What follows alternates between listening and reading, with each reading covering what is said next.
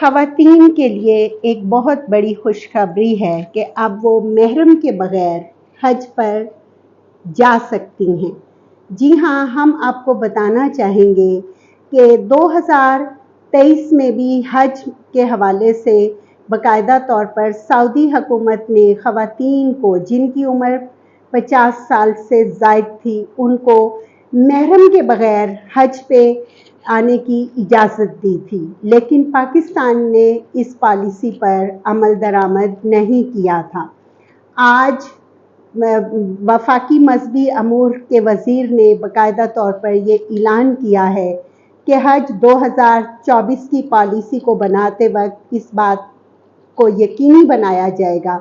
کہ خواتین جو 50 سال سے زائد عمر کی ہیں ان کو محرم کے بغیر حج پر جانے کی اجازت ہوگی۔ ہم آپ کو اس حوالے سے آگاہ کرنا چاہیں گے کہ طریقہ کار کیا ہوگا۔ اس کے لیے خواتین کے باقاعدہ طور پر گروپس تشکیل کیے جائیں گے۔ پاکستان کے مختلف علاقہ جات سے جب خواتین گروپس کی صورت میں درخواست دیں گی یا جب وہ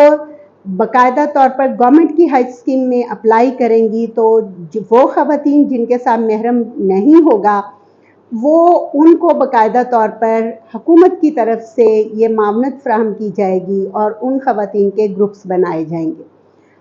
پاکستان میں عام طور پہ دیکھا گیا ہے کہ خواتین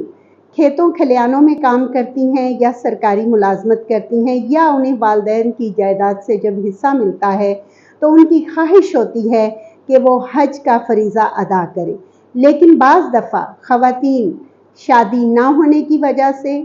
طلاق یافتہ ہونے کی وجہ سے، بیوہ ہونے کی وجہ سے یا اگر ان کے بچے ملک سے باہر تعلیم حاصل کر رہے ہوں تو ان کے ساتھ کوئی محرم جانے کے لیے کوئی وسیلہ نہیں بنتا۔ یہ ایک بہترین اقدام ہے۔ ہماری خواتین، پاکستان کی خواتین بھی اس سال حج کا ارادہ کر لیں اور تیاری مکمل کر لیں، کیونکہ حکومت پاکستان اس پہ انہیں مکمل طور پر اس سال ریلیف دینے جا رہی ہے۔ اور یاد رہے کہ پچھلے سال بہت سارے اسلامی ممالک نے سعودی حکومت کے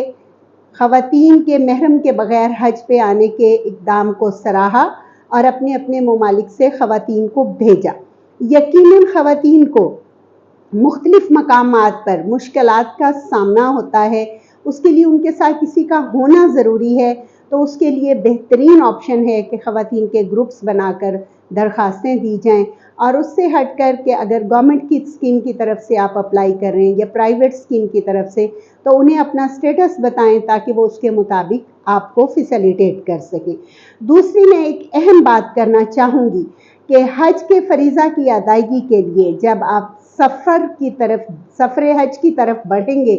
تو اس کے لیے سب سے زیادہ ضروری ہے کہ آپ کے پاس باقی ضروریات کی اشیاء کے ساتھ سمارٹ فون کا ہونا ضروری ہے، کیونکہ سمارٹ فون کے ذریعے ہی آپ لوکیشن، سمارٹ فون کے ذریعے ہی آپ اپنی عبادات میں بے شمار چیزوں کو